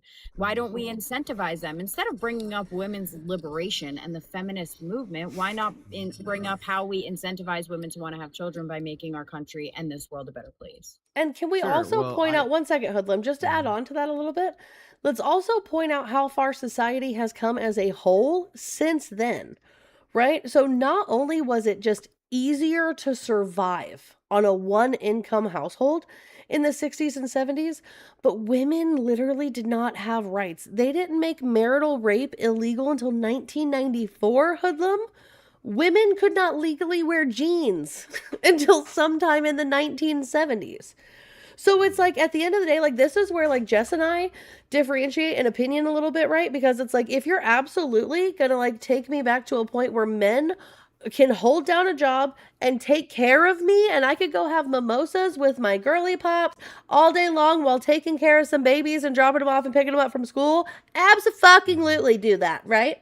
But that's not society right now. And at the end of the day, women should have a choice on whether they want to live that lifestyle like I do or whether or not they want to be career-driven women who own their own business and are boss babes like Jess does. Okay, so you like you bring up all good points, right? I'm gonna give you credit for that.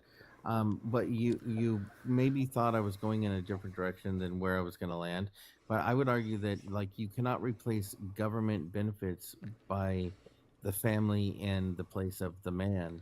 Like they've actively What? given the government has actively given women off ramps with benefits from the government to replace You do know that a men relationship. also stop it, hoodlum. You know that No, men it's true. also no, hoodlum. You're fucking wrong, and now you're about to piss me the fuck off. Men actually get the same fucking benefits that women do when it comes to governmental assistance. So if a man decides that he is going to be a single father and he gets custody of his children, he gets the same fucking government assistance. And if you look at it, the shift is changing where judges aren't all about the mothers anymore. They are becoming more about the fathers. They are becoming more fair in courts. Men apply for the same fucking assistance. Being a single parent is fucking hard, hoodlum. You can't force a woman to stay in an abusive relationship. You can't force a woman or a man to stay in any kind of relationship where it's not mutually beneficial or that they're not in love. Like, you have this weird ideology that people should stay together just because. That's the patriarchy, hoodlum. But That's like, what I'm trying to No, explain. actually, it's the relationship and the commitment that you made to God. I And don't the have a evidence relationship. didn't make of one. marriage. I don't have a relationship with Sky Daddy, And hoodlum. neither And do so I. and so in lies the morality of the day, right? Like Nope. you don't have a Nope. relationship or a covenant with God, and so therefore, like Mm. you don't understand that it's through death do us part. It's through the good times and the bad, right? Oh no. Okay, so hoodlum, here's the thing, right? So it's like just to go off of like what Jess is saying as well. So like when I was a single parent before I met my now husband, like Mhm. my dad was helping take care of me. I gave birth to my son in 2021. I left a domestic violence relationship with his biological father. He Mhm. almost killed me, right? My dad gave me the grace to stay home for a year and like breastfeed my son and take care of him. In August in 2022, my dad had a massive heart attack and died. So I bought my first home with the money that was left over from my dad dying. And I was breastfeeding my son and I got food stamps and things. But when that money started to run out, I had to figure something out because food stamps didn't pay my rent. Medicaid, Medicare didn't pay my rent. So suddenly I had to figure out how I was going to afford childcare and get a job, right? Mhm. So it's Mhm. like the government benefits don't allow us to just Mhm. like live an easy lifestyle that replaces a man. My now husband works his fucking ass off. So that way I only have to work 10 hours a week. So I can get our son to and from school. So I can cook 3 meals a fucking day and bake sourdough bread to my heart's content and fucking take care of chickens and like hang out with my dogs, right? The government doesn't That's give a me good life. shit. Like I have That's a a good great life. life. I am very That's a good privileged life. and I am I thankful to like my the husband for sourdough everything he bread part. provides me. Yeah. Yeah. But I just want to go back real quick, if we can, to you saying that we lack morality, which, you didn't use those words, but that's what you said. We lack morality because we don't have a belief in God. Our morality morality is subjective, right, hoodlum? It is. Yeah. Yeah, so your morality comes from your belief in your Sky Daddy, which is fine. You want to lick the boots of something that's intangible. That's totally fine. That's on you. But I don't have to be subject to that. And our Constitution very clearly states that I have freedom to not believe in what you believe. So when it comes to laws should not be dictated or determined by your morals or your belief in your higher power. So I think it's a weird thing for you to try to advocate that your belief and your morals and your values should dictate what I do with my body and whether I think I should have a child or not. I'm on the opposite side of Emma. I have never been married. I don't want to be married. I think marriage is a piece of paper, and that's my opinion. I love Emma's marriage. I love her husband. I love her life. I love her children, but I love that for her, not for me. I have a child, and I was a single mom because I exited an abusive relationship, and I swore that I was never going to do that to myself ever again. So while I was in that abusive relationship, after I had my child, I ended up getting pregnant again by the same man who already wasn't taking care of this child. And it was very shortly after I had my daughter that I got pregnant, and I had an abortion because I already knew that I was going to significantly impact the life of my child by already being born into a single family household, because I didn't have a choice on that. It was life or death for me. And it wasn't through a piece of paper before God that said, death do you part. It was, I was going to die in this relationship because he was going to end up killing me. Now make that make sense, Hoodlum. Emma, or Jess, Nope. excuse me. Thank you. I think that surprisingly enough, you and I have a lot more in common than you think, because although a woman experiencing what you've just described is a lot more commonplace, but I've gone through the exact same thing as you. Obviously, it's going to be unique to my experience, but I too had to leave an abusive relationship. I too, had to fear for my life. And I too had to, fight the hierarchy of, the system when it comes to custody of my child. And I'm just going to tell you that I lost that case in the courts.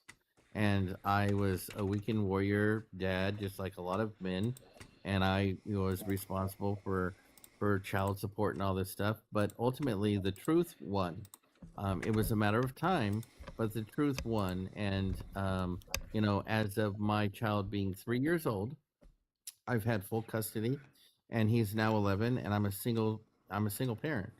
Mom has supervised visitations only, and it's been like that for a very long time because of her situation. Obviously, it's very unique to me, but we have more in common than not. So I find it even more weird that you're up here advocating for what you're advocating for based off of your experience. You should be a feminist. You should be advocating for what we're advocating for, because when we're talking about feminists, right, well, the new age feminists, not the old one that excluded marginalized communities and Black women, we're talking about the new wave, which is called something a little bit different, but same gist of, we're not just talking about women, right?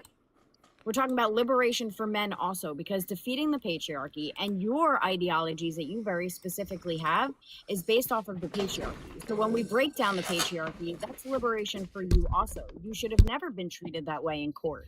And as a man, which is why I said judges are now starting to favor fathers, not just mothers, because it should have never been that way. So the new age of feminism, which you should be on board with, is liberation for men also, because the patriarchy tells you that you can't cry, you can't be a dad and a single dad, that you have to do this, that you have to do that.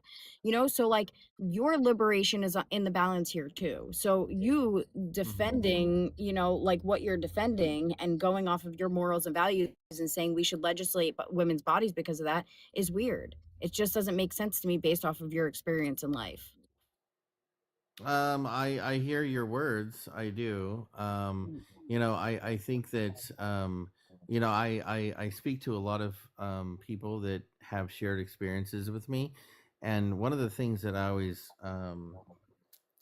point out is that, when I came forward, right, nobody believed me. The cops that would show up to the house. Nobody believed me either. Well, and so what that feeling it feels like, right? I'm not sure what the relevance is to what I said and what you're saying. Well, the reason being is that I think that there's social constructs, right?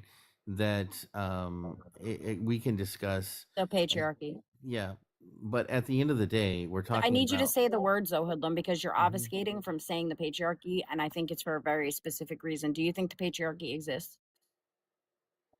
In the moral, like No. socially constructed way, yes. Nope, within the government itself. Yes. Yes. Okay. All right. So we're on the Yes. same page. So stop obfuscating from that. The Yeah. patriarchy, not societal Mhm. constructs, right? Because societal constructs come based off of the patriarchy. Well, and there's been a pendulum that swung, No, like, there hasn't. yeah. No, there Okay, hasn't.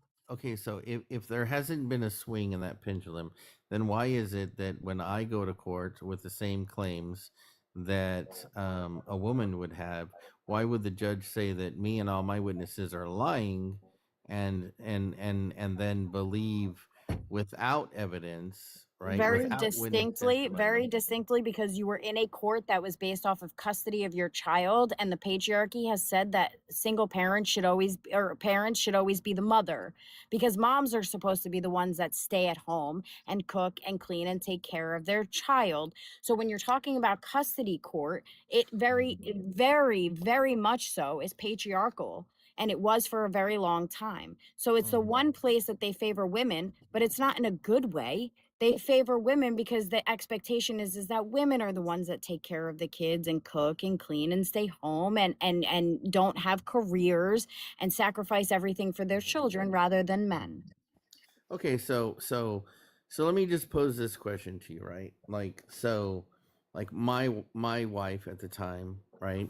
She actually made more money than I did, right? And so it was a really weird situation because it wasn't like she was a stay-at-home mom. Like she had a career too. Hence the reason why like I didn't have a child with her until I was 40. Okay, very late in life considerably, right? But that was because of the career, right? Like I respected the fact that she said, well, I need to get established in my career first. So okay, all right, I didn't know that it was gonna, you know, take 20 years, but it did, right? And so when I look at the fact that my child is going to graduate high school when I'm 58 years old, like yeah, it's not really Welcome something. to the life of women, Hoodlum. Yeah, so I'm not Yeah. looking. I'm not So looking make no mistake. I'm not looking for a gold star. I'm not looking for oh good job you hoodlum. kind of are. No, no, no, I'm No, not. you are, because if I was No, I'm telling not. my story in the way that you're telling your story, men would literally be all over me about, yeah, but that's your job. Yeah, but you're Mhm. supposed to be doing that. Okay, but that's just what you're Mhm. supposed to do. But Mhm. also, I do want to circle back just a little bit because I've been listening while I made a sandwich to like the court thing. That's also set up by the patriarchy to make Mhm. women look as if they're consistent victims of men. Right? Mhm. Women need divorces because Mhm. men cheat or are abusive Mhm. or do this or do that. And we're Yeah. set up to be Right. the matriarchs of a society to where Mhm. we are the ones who are there to like bear the children and raise the children because men, for some Mhm. reason, babysit their kids. They don't raise them.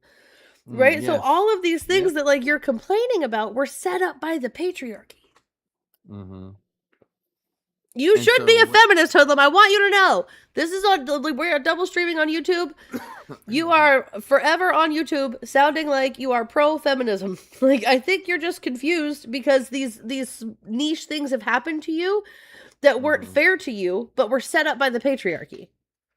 And instead of blaming the Well, patriarchy, you blame the women. look, I've come to the conclusion that I have really like bad taste in finding crazy women, and so Hey. What we're what? not going to do is sit up here and call women crazy. That's not what we're going to do. Well, but no, I have the innate Yeah, ability to no, find Hoodlum, them. I don't know what you're not understanding about the words Mhm. that I just used. I don't know if it's hard for you to understand what I just said, but we're not going to do that. Okay, all right. Well, yeah. All right, I'll take that back. I'm very leery to get into Unhealthy relationships. relationships. I'm sure you Yeah. were not perfect in any of that. Oh, I'm sure not. I'm sure not. Um, I, I don't know. Like, I have no problems with strong women that like can take control and have a career and do all the things that they want to do. I have no problem. But to me, it always comes back to the same place, and that is like, what my definition of success is, and what your definition of success is objective, right? Like, so they could be totally different, but like That's not objective. That's subjective. yeah, subjective, right, right. So like maybe one girl's or woman says that she wants to have babies and be a stay-at-home mom. That's her definition of being successful, right? And then another woman would say, I want to have a career, I want to be a lawyer, I want to be a judge. And kids aren't a definition of what success is. Like, I'm not saying that one is right or wrong, but I say that the one that wants the career and calls that successful shouldn't look down upon the woman that wants to have 3 kids and define that don't. as success. You do. Men do. I don't. Women I don't. don't. Women don't. don't. Men do. But I don't. Okay. So, but men overall as a whole, based off of the patriarchy, they do. So you just said women shouldn't look down on other women when they want to be stay-at-home moms. We don't. Women as a whole don't. Right. And so the next question is society better with that perspective than not, as a whole? I don't know what the question is. So, Hoodlum, we've been doing this for an hour and a half at this point, man. So I think I'm going to go ahead and just call it here for the day with you. Like, this has been one of the best conversations you and I have ever had, to be totally fair. I prefer like this one-on-one setting than in a panel with you because you're kind of crazy. But I'm also kind of crazy when we're in panels. Myself with like I get it, man. Yeah. But you don't have to do that here. So let's just call it for now because I feel like the conversation's getting a little circular. Let's call it for the day and try again at a later date. So we can conclude that I'm now a You're a feminist, Hoodlum. Welcome to the left. We can also conclude that you definitely owe us some co-pays for therapy. Oh, well, I mean, that's links in my bio, Hoodlum. That's lifing right there. No, it's not. I don't. Links are in our bio, Hoodlum. You have a great day. Okay. All right, later. That was long. That was a lot. Okay, bye. Oh, are you leaving too? Love you, bye. Bye. Hi, Rat Boy. Are you a Trump supporter? Rat Boy! You're on a panel, sir. On the internet. If you say words, we can hear you. Jesus Christ, my cat scared the shit out of me.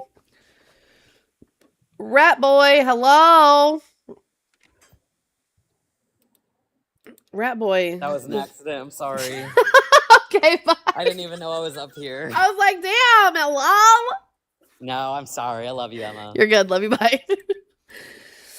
All right, guys. Sorry, that was a really decent conversation with Hoodlum. I will give him that, but it was starting to just kind of get really circular in my opinion. We were going over the same thing, and that tends to happen when you talk to the same person for a really long time. We tend to just and so I think if we continue to revisit these conversations with Hoodlum, I think Hoodlum will eventually see the light. I think he will.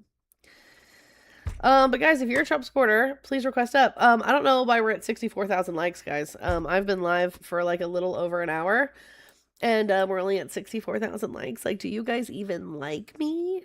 We've only shared it out. Oh wait, no, that's new followers. Okay, I have 9 new followers. W chat.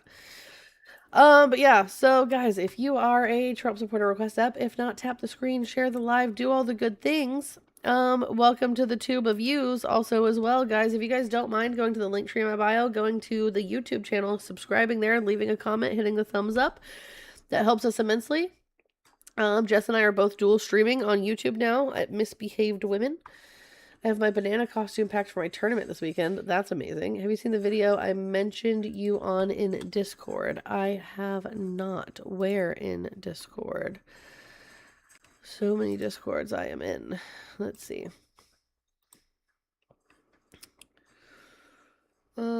Let's see. It's not that one. Maybe it's this one? Nope.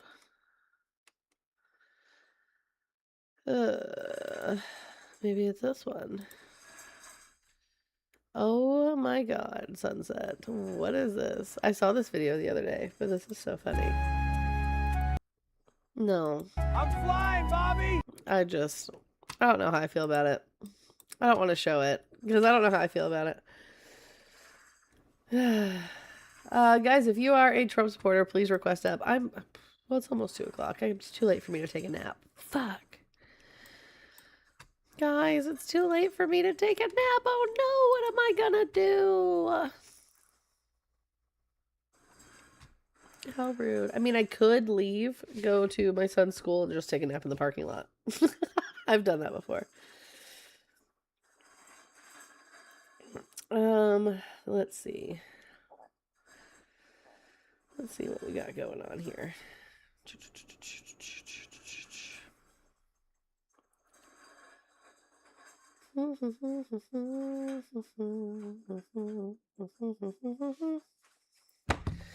Naps, y'all be napping? I'm jealous. Hell yeah, Daywalker, I be napping. Like, what do you mean?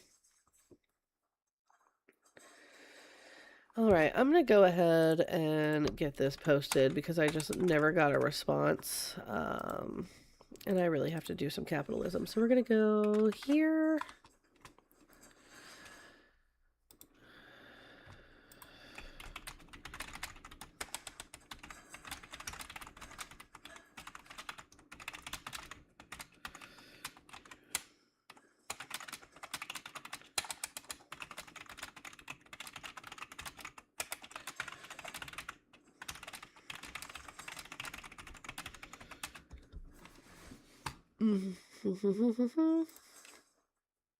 I'm playing Dreamlight Valley and I lost a quest item. Oh no!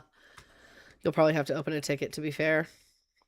Just a heads up. Dreamlight Valley is notorious for like glitches and having to open tickets, and that's part of the reason why I stopped playing it for a while. I bought the one DLC, and now I'm 2 DLCs behind, and it's just, I don't know. Dun, dun, dun, dun, dun, dun, dun, dun.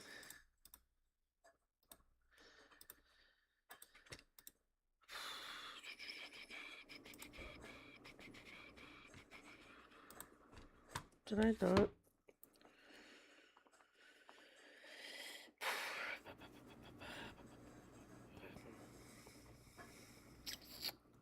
I also have to stop by the store and get spaghetti sauce for dinner.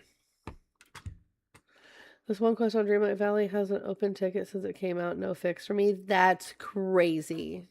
I might require surgery for what? What? Hello?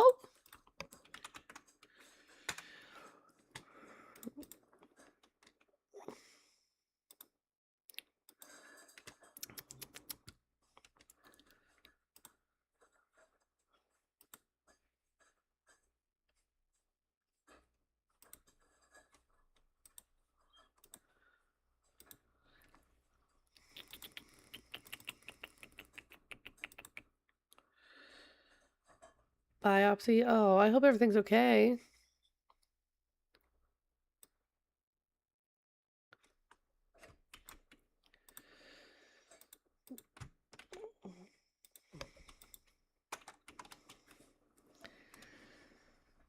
Schedule today. What time is it? 1:30. We're gonna go 1:35 because I wanted this posted hella fucking earlier.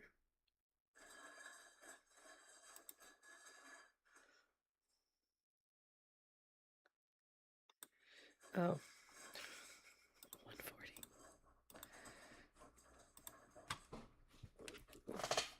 I read the clock wrong.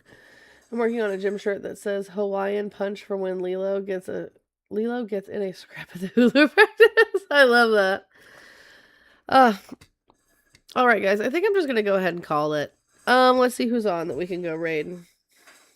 All right, guys. So Crow, nope. Yep. Crow is on doing Crow Working with Friends. If you guys just want a place to chill, hang out, listen to some music, and just do friendly stuff, go raid Crow and say Emma raid. But if you still want the blood sport, if you still crave the debates, go raid Crystal with Emma raid. Let's go raid both of them. I'm going to be watching, guys. Hold on. Let me go to my backup here so I can watch one. I'm going to watch one on my phone. Okay. Oh, shoot. Jess is live. Frick. Okay, guys, go raid Jess, Crow, or Crystal. You have 3 options. 3 options. I'm gonna pull them all up on my computer. So I'm gonna pull left Jess up on my computer. I want to see some people saying, you know, Emma raid there. I'm gonna pull up the Crowletariat as well on my computer, and I'm gonna pull Crystal up on my phone. I know I'm spreading you guys awful thin, but I just love all of these people. Okay, so I want to see Emma raids all over the place. W, I'm already seeing them in Jess's live.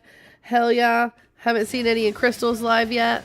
Or oh, I see him in Crow's live. W, I see him in Crystal's live. You guys are killing it. I love you guys immensely. You're the best chat ever. Have a lovely day, guys. Love you. Crystal is Twista.